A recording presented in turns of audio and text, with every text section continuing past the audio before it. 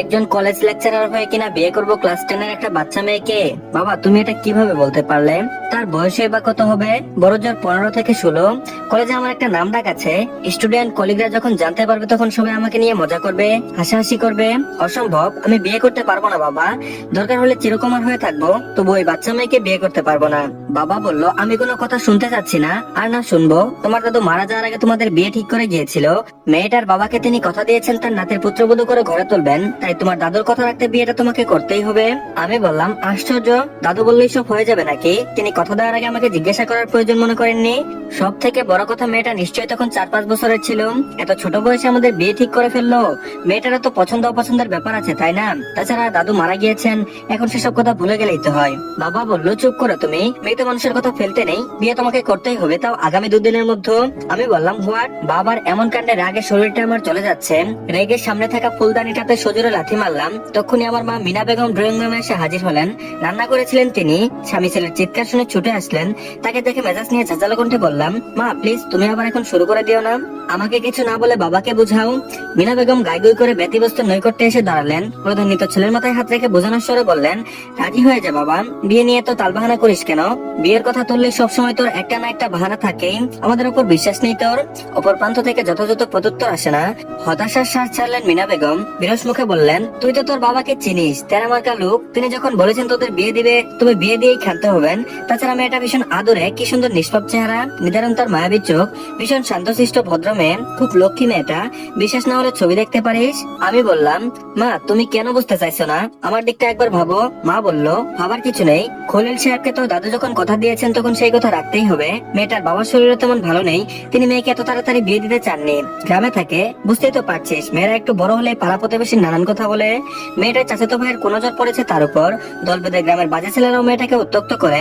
সুন্দরী হলে যা হয় আর কি। খলিল সাহেব নানান ব্যাধিতে আক্রান্ত, কখন আল্লাহর ডাকে সাড়া দিয়ে পরলোক গমন করেন বলা তো যায় না। তাই মারা যাওয়ার আগে মেয়েকে বিয়ে দিয়ে যেতে চান। তোর বাবার সাথে ওনার খুব সম্পর্ক ভালো। তোর দাদুর ব্যাপারে তোর বাবা কতটা সিরিয়াস তুই তো জানিস। আর দ্বিমত করিস না বাবা, তোর বাবার শরীরটা ইদানিং ভালো না, প্রেসারও সমস্যা দিচ্ছে। গতবার তার হার্ট সার্জারি হয়েছে বলে যাস না, ডাক্তার বলেছে তাকে সবসময় হাসি খুশি রাখতে। তুই রাজি না হলে কষ্ট পেয়ে যদি ওনার কিছু হয়ে যায়, পারবি নিজেকে ক্ষমা করতে? ও পাগলামো করিস না বাবা, মায়ের কথাটা একটু শুন, বিয়ে করার জন্য রাজি হয়ে যা। মা হয়ে তোর কাছে আমি হাত জোর করছি, দয়া করে রাজি হয়ে যা বাবা। আগুনের অসহায় চোখ মায়ের দিকে তাকাই, মায়ের চোখের পানি যে সহ্য করতে পারে না সে। তার মা তার অনেক প্রিয়, তার কাছের একজন মানুষ। তপ্ত নিঃশ্বাস ছেড়ে বলল, ঠিক আছে কান্না থামাও, আমি বিয়ে করব, তোমরা সব ব্যবস্থা করো। কথাটা বলে এক মুহূর্ত অপেক্ষা করলো না, ধূপধাপ পা ফেলে নিজ কক্ষে চলে গেল। মিনা হতাশার নিঃশ্বাস ত্যাগ করলেন, তবে তার মুখে হাসি ফুটে উঠল। তার রাগচাটা গম্ভীর ছেলে বিয়ের জন্য রাজি হয়েছে, এর থেকে বড় খুশি আর কি হতে পারে? মুচকি এসে তিনি রান্নাঘরের দিকে চলে গেলেন।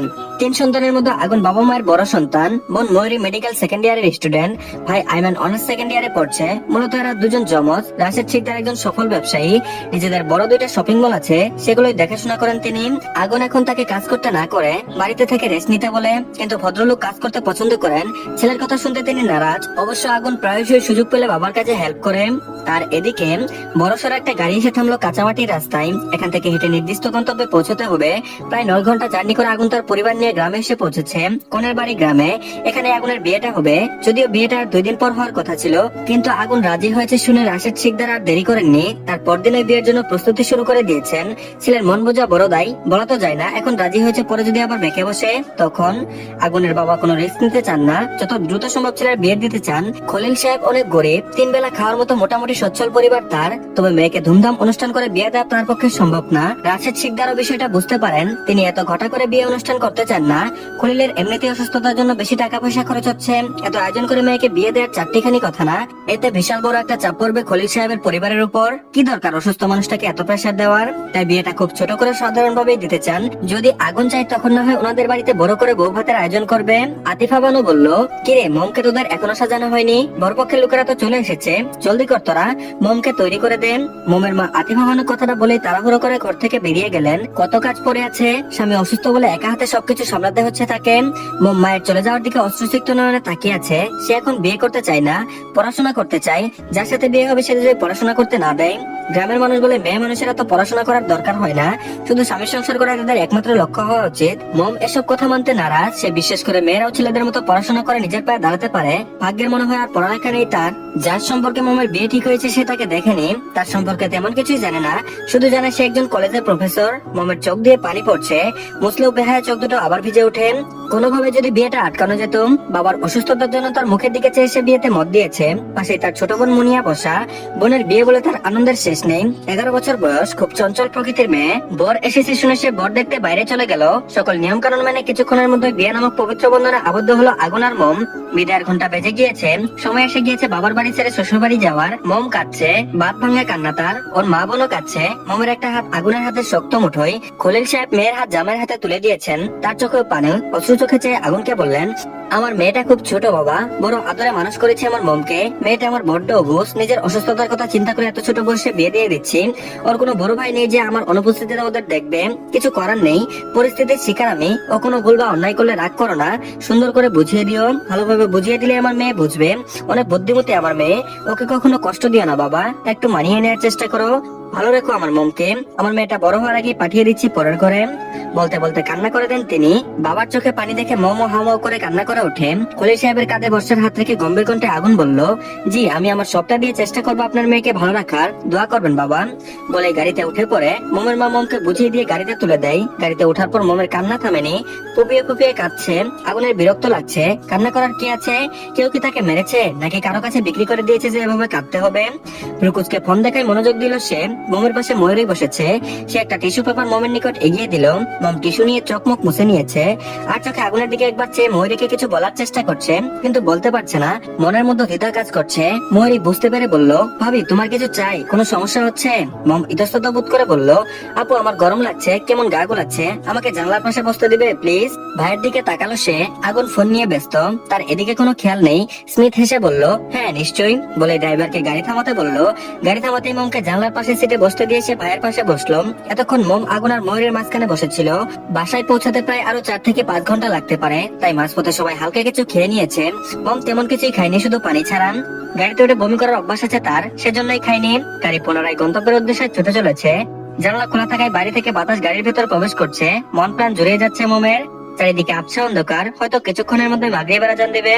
মম ময়ূরের দিকে চেয়ে দেখলো তার চোখ দুটো বন্ধ। গাড়ির ঝাঁকুনিতে ঘাড় হালকা ভাবে নড়ছে, হয়তো ঘুমিয়ে গিয়েছে। ননদের থেকে নজর সরিয়ে আগুনের দিকে দৃষ্টি নিক্ষেপ করলো।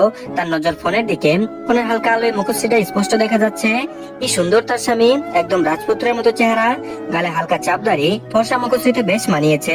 ঠোঁট জোড়া হালকা গোলাপি বর্ণের, নিচে ঠোঁট কামড়ে মন দিয়ে কি যেন দেখছে। চোখের পাপড়িগুলো বড় বড়। সুঠাম দেহের বলিষ্ঠবান পুরুষটিকে দেখে মম মনে মনে বলে উঠলো, মাশাআল্লাহ, এই সুন্দর পুরুষটি আমার স্বামী, ঠিক যেন অচিনপুরের রাজকুমার। আচ্ছা মানুষটাকে বোবা, একদম চুপ করে আছে কেন? সেই কখন থেকে গম্ভীর হয়ে বসে আছে। মমের ভাবনার মাঝে মোহরে ঘুম ছুটে গিয়েছে। আগুনের দিকে এক দৃষ্টিতে তাকিয়ে কি যেন ভাবছে সে। হাই তুলে মমের কাঁধে হালকা ধাক্কা দেয় ময়ূরী। কানের কাছে মুখ নিয়ে ফিসফিস করে বলল, আমার ভাইয়াকে পছন্দ হয়েছে তো, হয়তো একটু বেশি পছন্দ হয়েছে, সেজন্যই তো কেমন ড্যাব ড্যাব করে তাকিয়ে আছো। এভাবে তাকিও না, নজর লেগে যাবে। কেউ নিয়ে যাবে না, এখনো রাত অনেক বাকি। বাসর ঘরে গিয়ে যত খুশি দেখো। ময়ূরীর কথায় মম হক চুকিয়ে গেল। কিঞ্চিত লজ্জা পেয়ে মাথা নিচু করে নিয়েছে। আমতা আমতা করে বলল, তেমন কিছু না গো আপু। ময়ূরী বেশ গদগদ হয়ে বলল, তুমি কি লজ্জা পাচ্ছ? আরে লজ্জা পাওয়ার কি আছে, তোমারই তো বর। মম কিছু বলল না, চুপ করে আছে। কে জানে মুখ খুললেই হয়তো ননদিনী আবার উল্টাপাল্টা কিছু বলে তাকে লজ্জা দিবে। তার থেকে বরং চুপ থাকাই বুদ্ধিমানের কাজ। শত জল্পনা কল্পনা ভাবতে ভাবতে শ্বশুর বাড়ি এসে পৌঁছালো মম। আগুন আগে থেকে গাড়ি থেকে নেমে বাড়ির ভেতর প্রবেশ করলো। রাশেদ বিরক্ত হলেন, নতুন বউকে একা ফেলে কেউ এভাবে চলে যায়? ময়ূরী মমের একটা হাত ধরে গাড়ি থেকে নামতে সাহায্য করলো। শাড়ি পরায় মমের নামতে অসুবিধা হচ্ছিল। মমকে নিয়ে সদর দরজার সামনে এসে দাঁড়ালো ময়ূরী। বৌমা এসেছে শুনে মিনা চট জলদি নিচে নেমে আসেন। আগুন বিয়ে করা বউ নিয়ে এসেছে শুনে কয়েকজন পাড়া প্রতিবেশী এসেছেন বউ দেখতে। মিনা খুশি হলেন। প্রতিবেশীর সাহায্যে বেশ কিছু নিয়ম আছে, সেগুলো পালন করতে উদ্যত হলেন তিনি। কিন্তু একই আগুন কোথায়? তাকে ছাড়া তো নিয়মগুলো সুষ্ঠুভাবে সম্পূর্ণ হবে না। ময়ূরীকে উদ্দেশ্য করে বললেন, যা তোর বড় ভাই একে ডেকে নিয়ে আয়। মেয়েটা আর কতক্ষণ বাইরে দাঁড়িয়ে থাকবে? ময়ূরী মাথা নেড়ে যাওয়ার জন্য পা বাড়াতেই দেখতে পেল আইমান হাসি মুখে নাচার ভঙ্গিতে দুলতে দুলতে আগুনকে নিয়ে আসছে। কানে তার হেডফোন, মিউজিক শুনছে সে। তার এক্সাম ছিল বিদায় বিয়েতে যেতে পারেনি। কাছাকাছি আসতেই ময়ূরী নিজ কানে হাত দিয়ে ইশারা করে বলল, হেডফোনটা সরা কান থেকে, তোর সাথে আমার কথা আছে। আইমান খুশিতে গদগদ হয়ে সুর টেনে বলল, দুষ্টু কুকিল ডাকে রে কুক কুক কুক। ময়ূরী চোখ বড় বড় করে তাকায় ভাইয়ের দিকে। নাক মুখ কুচকে আইমানের সামনে এসে একটানে হেডফোন ছিনিয়ে নেয়, চাপসরে ধমকে বলল, এই এইসব কি বলছিসটা কি? হ্যাঁ, মাথা আছে না গেছে? আইমান ভ্রু কুচকে বলল, আমি আবার কি করলাম? তুই তো জানতে চাইছিলি আমি কি গান শুনছি, সেজন্যই তো গানের কিছু অংশ গিয়ে শুনিয়ে দিলাম। আমার হেডফোনটা দে। ময়ূরী নিজ কপালে থাপ্পড় দিয়ে নাক ফুলিয়ে বলল, না দেব না। আরে মাথা মোটা কি গান শুনছিলি জানতে চাইনি, হেডফোনটা কান থেকে সরাতে বলেছিলাম। আইমানের টনক নড়লো। ভাই বাবার সামনে দাঁড়িয়ে নতুন ভাবিও আছে, অমনি জিভ কাটলো। ছি, নতুন ভাবি কি ভাবছেন? মাঝে মাঝে ছেলে মানুষটাকে না করলেই নয়। সবার দিকে তাকিয়ে মেকে এসে বলল, ওহ আমি ভেবেছিলাম, যাকগে চলো ভাবিকে দেখবো। আগুনের মুখে বিরক্তির ছাপ স্পষ্ট। আগুন আসতে মিনা তাকে দরজার বাইরে মোমের পাশে দাঁড়াতে বললেন। যা যা নিয়ম আছে পালন করলেন, দুজনকে বললেন একসাথে ভেতরে প্রবেশ করতে। নিয়ম পালন করে আগুন গটগট পায়ে রুমে চলে গেল। আগুনের যাওয়ার দিকে তাকিয়ে হতাশ কণ্ঠে আইমান বলল, যা বাবা, এটা কি হলো? ভাই ভাবিকে ছাড়াই নিজের রুমে চলে গিয়েছে কেন? আমার বউ হলে আমি কুলে করে রোমান্টিক মোডে বউয়ের চোখের দিকে তাকিয়ে বউ নিয়ে রুমে যেতাম। আইমানের কথায় মম চোখ তুলে তার দিকে তাকায়। তার কথায় কিছুটা লজ্জাও পেয়েছেন। মম চিনে না তাকে। আইমানের দিকে ইশারা করে মিনা বললেন, এটা আমার ছোট ছেলে আইমান, সম্পর্কে তোমার দেবর হয়। মোমের দিকে এগিয়ে যায় আইমান। সালাম দিয়ে কেমন আছো জিজ্ঞেস করতে মোম ছোট করে উত্তর দেয় যে ভালো আছে। আইমান বুঝতে পারছে তার সাথে কথা বলতে মোম অস্বস্তি বোধ করছে, তাই বলল, ভাবি আমি তোমাকে তুমি করে বলবো, ঠিক আছে? আপনি বললে কেমন যেন লাগছে। সম্পর্কে তুমি আমার বড় হলেও বয়সে তুমি আমার থেকে ছোট। তুমি আমাকে বড় ভাই ভাবতে পারো, মনে কোনো দ্বিধা রেখো না। কোনো প্রয়োজন হলে নির্দ্বিধায় আমাকে বলতে পারো। তুমি করে বললে কোনো অসুবিধা নাই তো তোমার? মোম এক পলক তার দিকে চেয়ে চোখ নামিয়ে নেয়। আইমান ফের জিজ্ঞেস করতে মোম বলল, জি আপনারা যেটা ভালো লাগে সেটাই আমাকে ডাকতে পারবেন। আইমান খুশি হলো। মেয়েটাকে ছবিতে যেভাবে দেখেছে বাস্তবে দেখতে আরো সুন্দর। আব্বুর পছন্দ আছে, তবে একেবারেই পিচ্ছি একটা মেয়ে। মনে মনে ভাবে, আমার গম্ভীর রক্তটা ভাইটাকে এই পিচ্ছি মেয়েটা সামলাতে পারবে তো? আর এদিকে রাত প্রায় 2টো বেজে গিয়েছে। ময়ূরী মোমকে আগুনের রুমে দিয়ে আসলো, কাপড় পাল্টে ফ্রেশ হতে সাহায্য করলো। মেয়েটা সেই কখন থেকে না খেয়ে আছে। খাবার রুমে নিয়ে এসে নিজের হাতে মোমকে খাইয়ে দিল। মোম অবাক হয়ে তাকে দেখছে, তার ননদটা কত ভালো। মুখে এক চিলতে হাসি ফুটে উঠলো। আইমান এসে মোমের লাগেজটা দিয়ে গিয়েছে, এটাতেই মোমের প্রয়োজনীয় জামা কাপড় সব জিনিস আছে। ময়ূরী বলল, আমি আসছি এখন ভাবি, প্রচুর ক্লান্ত লাগছে। তুমিও নিশ্চয়ই ক্লান্ত, অনেক রাত হয়ে গিয়েছে, যাও বিছানায় গিয়ে ঘুমিয়ে পড়ো। ময়ূরী চলে আসার জন্য দরজার দিকে পা বাড়াতে পেছন থেকে মোম তার হাত টেনে ধরে। ময়ূরী জিজ্ঞাসা চোখে চাইলো, জিজ্ঞেস করলো হেসে হেসে, কিছু বলবে? মম বলল, আপু আমাকে কি এই রুমে একা থাকতে হবে? ময়ূরী বলল, একা কেন থাকবে, ভাইয়া আছে তো। ভাইয়া থাকবে তোমার সাথে, দেখো হয়তো তোমার রুমের ব্যালকনিতেও তোমার ওয়াশরুমে আছে। মম শুকনো ঢুক গিলল, ওই রাগচাটা লোকটার সাথে থাকতে হবে?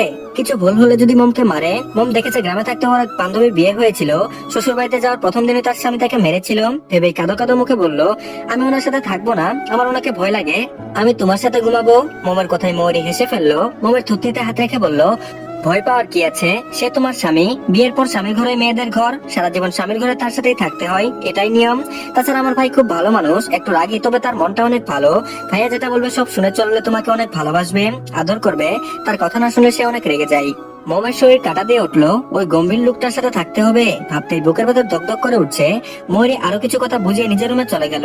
মম দাঁড়িয়ে দাঁড়িয়ে ময়ূরের কথাগুলো ভাবছে।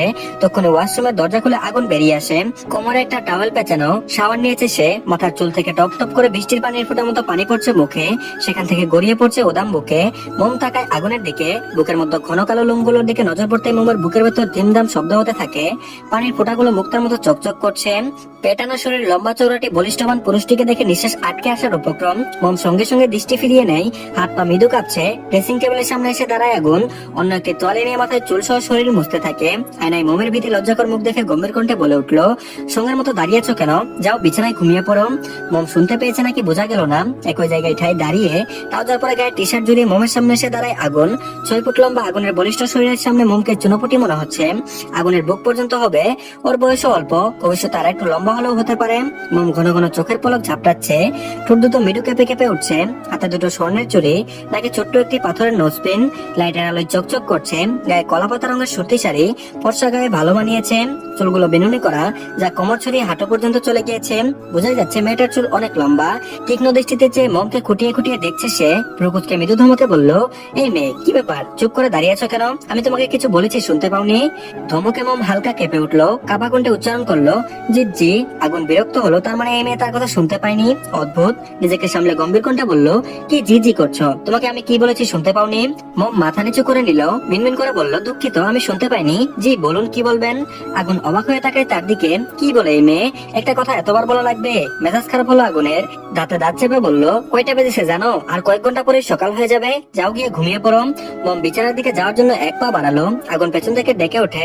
মম ড্যাব ড্যাব করে তাকায় তার পানে। আগুনের ভাবভঙ্গি বোঝার চেষ্টা করে। রয়ে শুয়ে আগুন বলল, তোমার নামটাই তো জানা হলো না, তা কি নাম তোমার? আগুনের কথায় মম বেশ অবাক হলো। যাকে বিয়ে করেছে এখনো তার নামই জানে না? কাবিন নামে সাইন করার সময় তো নামটা দেখার কথা। বিয়ে পড়ানোর সময় তো কাজী নাম বলে, জিজ্ঞাসা করবে কি? না থাক, লোকটা যা রাগী, জিজ্ঞেস করলে যদি আবার ধমক দেয়। মম আর ঘাটলো না, ছোট করে কাপা কণ্ঠে বলল, মম মম। আগুন বলল, কোন ক্লাসে পড়ো? আই মিন এখনো পড়াশোনা করো নাকি বাদ দিয়ে দিয়েছো? মম বলল, এবার ক্লাস 10-এ উঠেছি। আগুন প্রকুচকে বলল, তাতে তোমার বয়স তো সবেমাত্র 16। এত ছোট থাকতে বিয়ে করার কারণ কি? বাবা আমাকে বলতে পারলে না যে তুমি এখন বিয়ে করতে চাও না? পড়াশোনা করার আরো ইচ্ছা আছে? আগুনের কথায় মমের মনটা খারাপ হয়ে যায়। তখন চোখ দুটোতে জল ভরে ওঠে। সে তো এখন বিয়ে করতে চাইনি, শুধু বাবার জন্য বাধ্য হয়ে বিয়েটা করেছে। ছলছল চোখে তাকিয়ে বলল, আমি পড়তে চাই, এখন বিয়ে করতে চাইনি। বাবা অসুস্থ বলে তার কথা ফেলতে পারিনি। আগুন আরো কিছু বলতে চেয়েছিল। মমের কন্দনরত মুখশ্রীর দিকে নজর পড়তেই সহসা থেমে গেল। মমের মুখটা লাল হয়েছে। ফর্সা হওয়াতে একটু কাঁদলেই নাক লাল হয়ে যায়। সে নিজেও তো দাদুর কথা রাখতে বিয়ে করেছে। সে ছেলে হয়ে যখন বিয়েটা আটকাতে পারলো না, তখন মেয়ে হয়ে মম কিভাবে আটকাতো? তাই বলল, শুনে খুশি হলাম, তুমি পড়তে না চাইলেও তোমাকে পড়তে হবে। একজন প্রফেসরের বউ হয়ে মাত্র নবম শ্রেণী পাস করে বসে থাকলে তো চলবে না। যেহেতু তোমার ইচ্ছা আছে পড়ার, তাই আমি তোমাকে পড়াবো। কিন্তু চিন্তা করো না, দেখি চেষ্টা করে এখনকার কোনো স্কুলে ট্রান্সফার করা যায় নাকি। ট্রান্সফার না করা গেলেও সমস্যা নেই, এখান থেকে পড়বে আর এক্সাম টাইমে তোমাদের বাড়িতে গিয়ে এক্সাম দিয়ে আসবে। মম বলল, আচ্ছা। আগুন বলল, তুমি জানো আমি তোমার থেকে কত বছরের বড়? মম বলল, জি জানি। আগুনের চোখ দুটো বড় বড় হয়ে গেল। অবিশ্বাসের সুরে বলল, তুমি জানো, কিন্তু কিভাবে? মম বলল, কাবিনের কাগজে সাইন করার সময় আপনার জন্ম তারিখ দেখে নিয়েছিলাম। আগুন বলল, ওহ, তা নিজের থেকে গুনে গুনে 12 বছরের বড় কাউকে বিয়ে করতে খারাপ লাগেনি?